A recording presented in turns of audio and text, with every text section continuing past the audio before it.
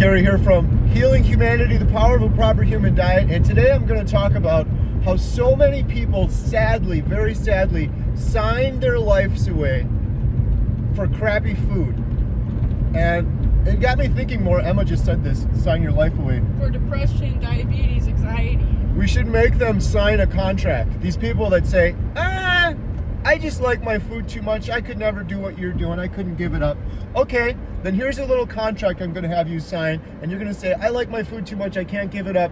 And then you're going to sign that, but you're making an agreement that you're willing to survive the rest of your short life because now you're probably going to just live to 72 when you could have lived to 100. You're going to put a little checkbox next to that. I realize I'm going to suffer until 70 instead of thriving to 100. Then you're going to put a little checkbox next to I'm probably going to get cancer.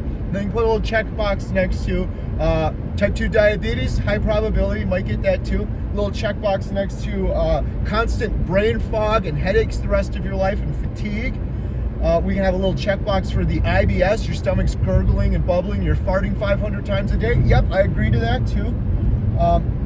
Horrible hormonal issues, likely fertility issues. If you're trying to start a family, you're probably not going to be able to. Or, God forbid, your baby comes out and there's something wrong with the baby, or the baby's not healthy, or you have a miscarriage. Sign that, put a little check mark next to that too. It's brutal, but that's the truth. PCOS, fertility issues, endometriosis, those are all tied to the foods we're eating. It's all related to the food we're eating. Lifelong depression, that's a big possibility. There's over 1 billion people in the world right now suffering from lifelong depression. I had it before I found a proper human diet. So you're gonna have to check it. I think you should put your initial by each one of those things.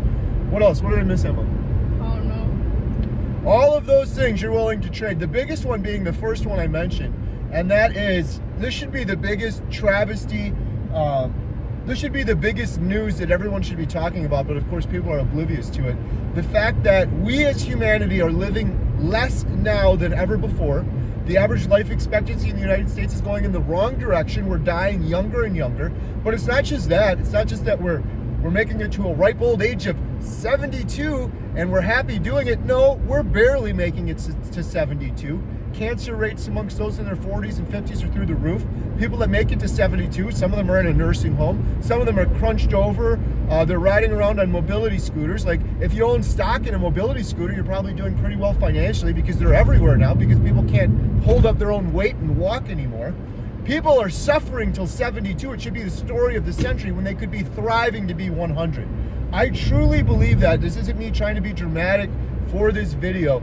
Every human should be living well into their 100s and they should be just fine. And we're barely getting to 72 and we're dying. And people are saying, I just like the food too much. I just like the carbs and sugar and the junk food. I'm just an addict. I'm a lifelong addict and I'm willing to sacrifice the most important thing in the world, my body and my health.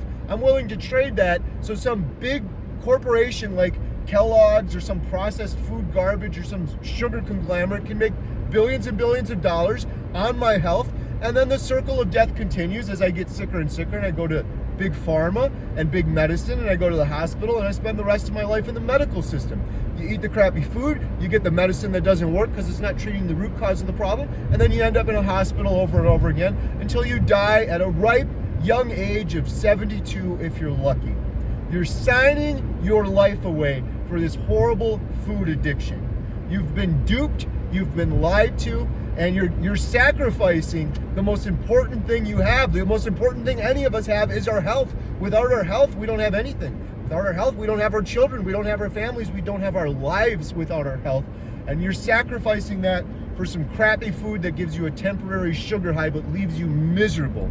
And it has you in such a brain fog stupor that you're willing to continue doing it for the rest of your life. This is my call to action. Wake up, people. Look out there with your own two eyes and realize what you're doing. There's a lot of people awakening to this. It's the crime of the century. We are all sick and suffering and dying at a younger age in the name of expense and profits. And it's the biggest tragedy. It should be the biggest story of all time. Beep.